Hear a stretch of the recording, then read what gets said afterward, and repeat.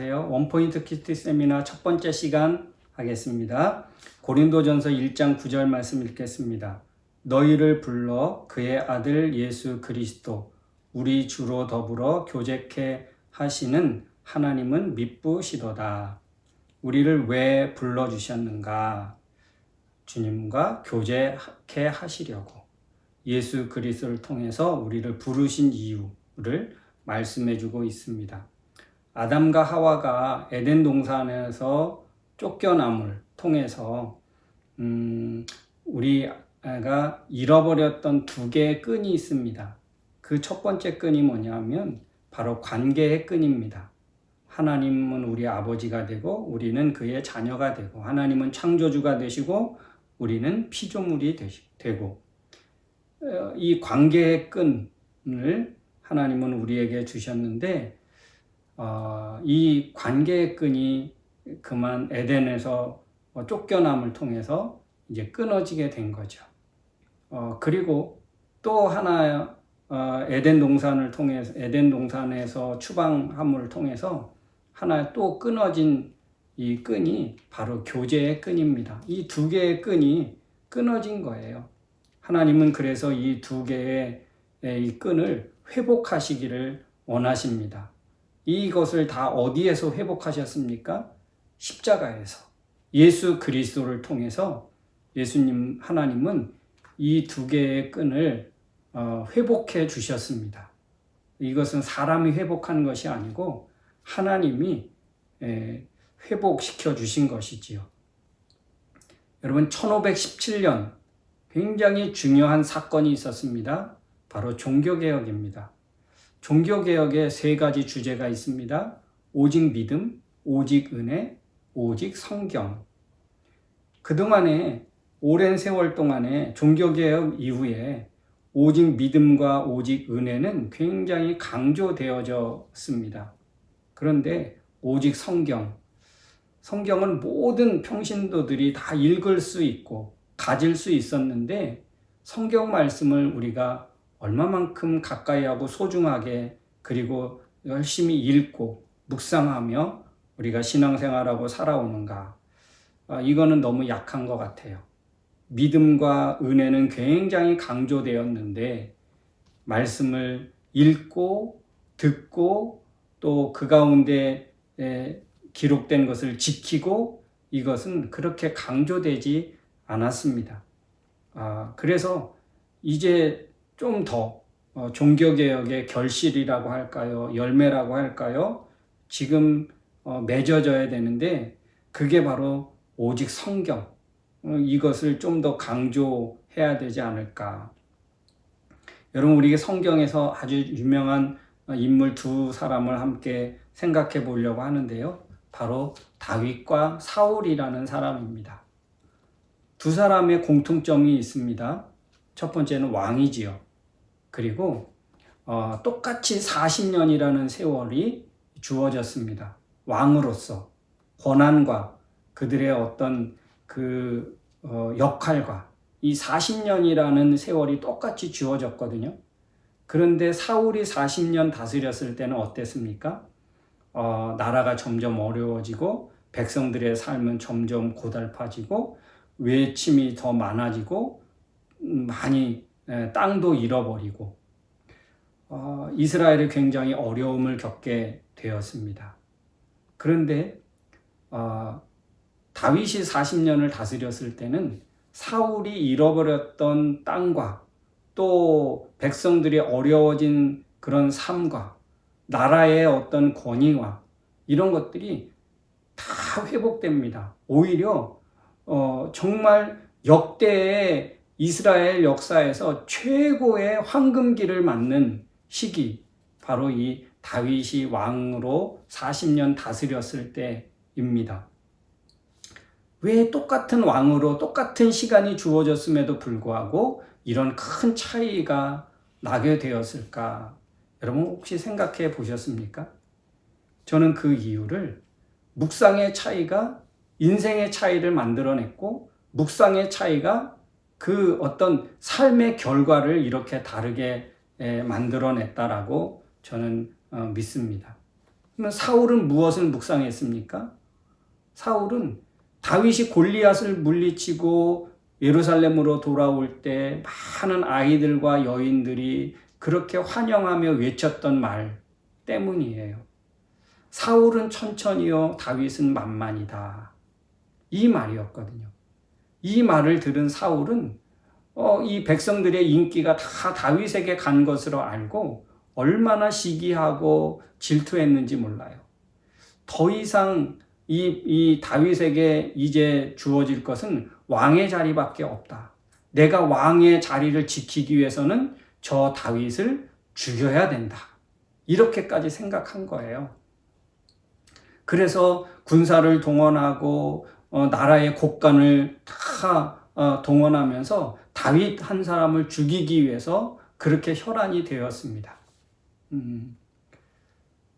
그런데 이 다윗은 사울을 피하여 도망가면서 다윗은 무엇을 묵상했을까? 사울을 원망하거나 또 자기의 신세를 한탄하거나 절대 그렇게 하지 않았습니다. 그는 도망하여 가면서 끊임없이 하나님을 묵상해요. 여호와는 나의 목자시니 내게 부족함이 없으리로다. 여호와는 나의 도움이시고 환난 중에 만날 큰 도움이시고 여호와는 나의 피난처시고 하나님을 끊임없이 묵상하며 갔습니다. 그가 왕이 되어서도 그렇게 하나님의 말씀을 하나님의 뜻을 순종하여 이루어 드리려고 했던 그런 사람 중에 하나였지요. 이렇게 무엇을 묵상하는가가 바로 이런 큰 어마어마한 차이를 만들어낸다는 것입니다. 우리는 1년이라는 똑같은 그리고 이 현대라는 그런 시대에 우리가 똑같은 환경과 똑같은 시간 안에서 우리가 삶을 부여받았습니다.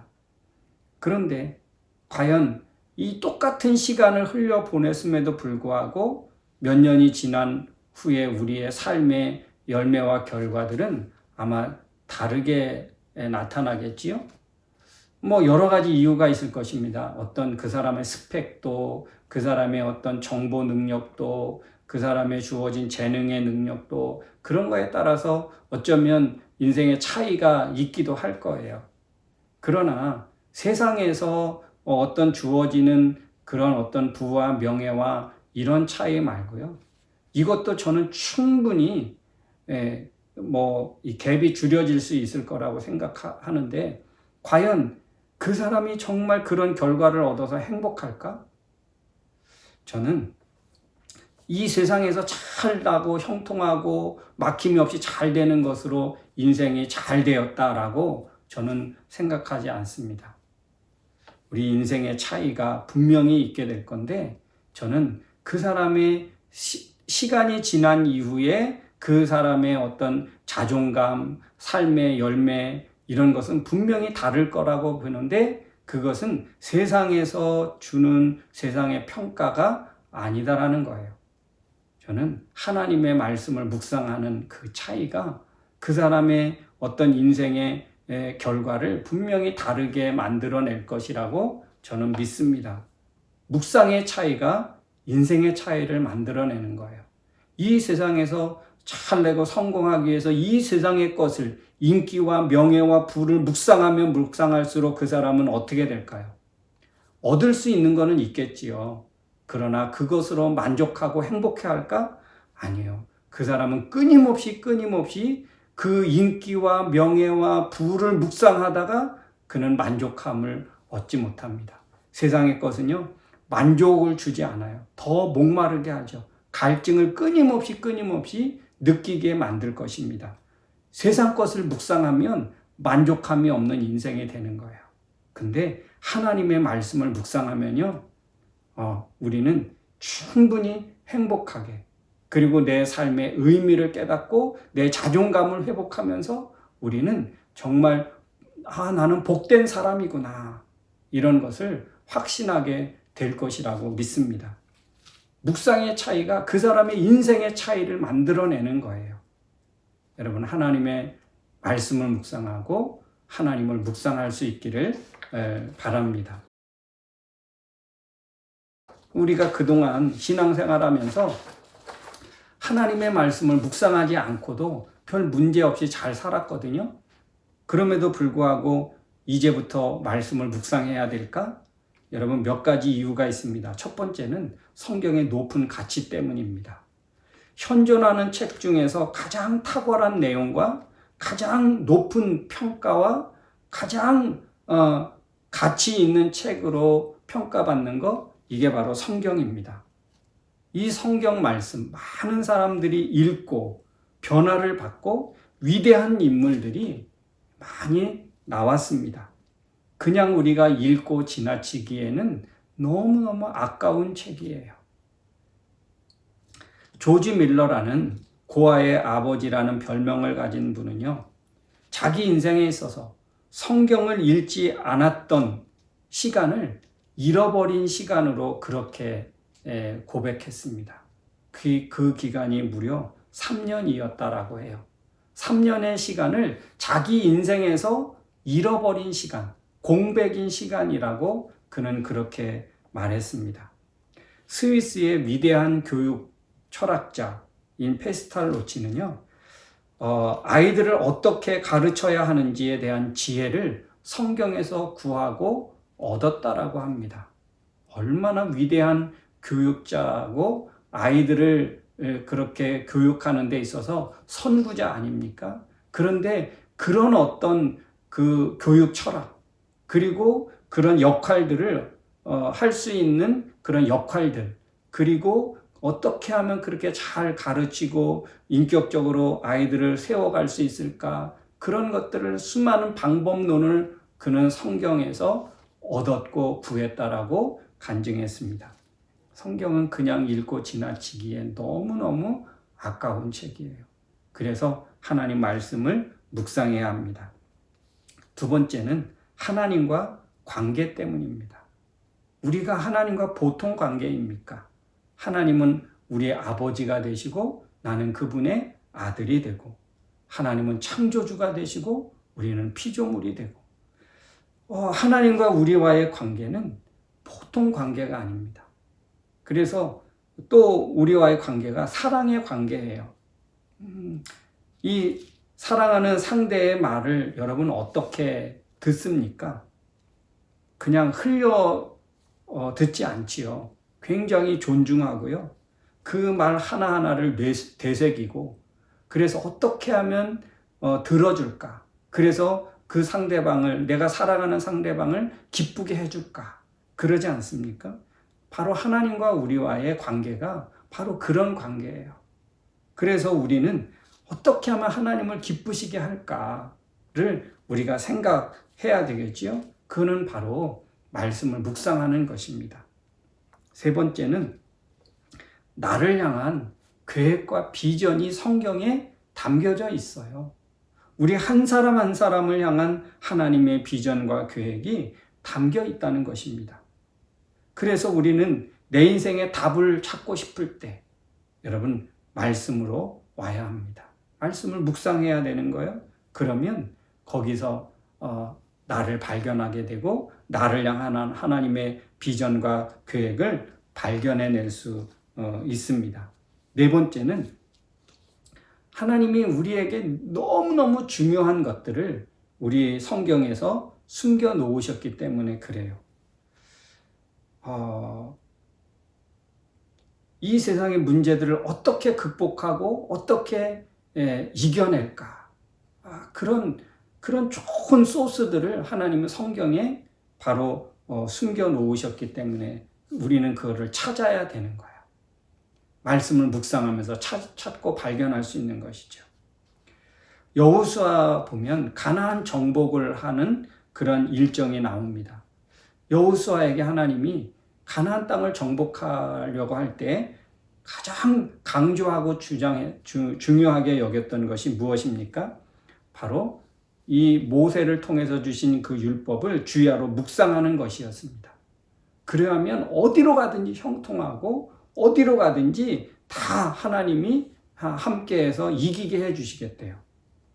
가나안 정복. 여러분 무기를 개발하고 전략을 세우고 군사를 훈련하고 여러분 이래야 전쟁에 승리하지 않습니까? 그런데 하나님은 여호수아에게 그랬어요. 너는 내가 모세에게 준 그 율법을 주야로 묵상해. 그래야만 어디로 가든지 내가 형통할 거야. 이렇게 하나님이 약속해 주셨거든요. 인생은 어쩌면 광야 생활과도 같고 인생은 어쩌면 가나안을 정복하는 것과 같은 그런 여정이 아닌가 생각합니다.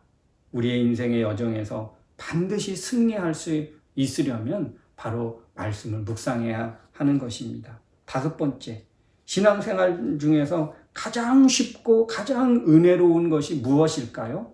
저는 말씀 묵상이라고 생각합니다. 그러면 신앙생활 가장 어려운 게 무엇이겠습니까? 바로 인간관계예요. 성도와의 관계, 이웃과의 관계. 그죠? 신앙생활하면서 가장 어려운 건데 이 가장 어려운 것을 또 극복하게 만드는 것, 가장 은혜롭고 가장 쉽게 만드는 것, 즐겁게 만드는 것, 저는 그것이 말씀 묵상에서 나온다라고 믿습니다. 말씀 속에서 우리는 해답을 얻을 수 있고요. 관계를 풀어갈 수 있고요. 그러면서 아주 건강한 신앙생활을 할 수 있게 되는 것이죠. 여러분, 말씀 묵상하는 거 좀 어렵게 생각하셨다면 이제 제가 아주 쉬운 원리와 방법들을 함께 나누려고 합니다. 그래서 이 영상을 함께 찍게 되는 거예요. 여러분에게 큰 도움이 됐으면 좋겠고요. 그래서 이 큐티 세미나의 주제를 원포인트 큐티 세미나다, 말씀 묵상이다 이렇게 했습니다. 그럼 원포인트가 무엇인가에 대해서 이제 다음 시간에 한번 생각해 보려고 하는데 어떻게 말씀을 묵상하는지 한번 우리가 다음 시간에 함께 더 살펴보도록 그렇게 하겠습니다.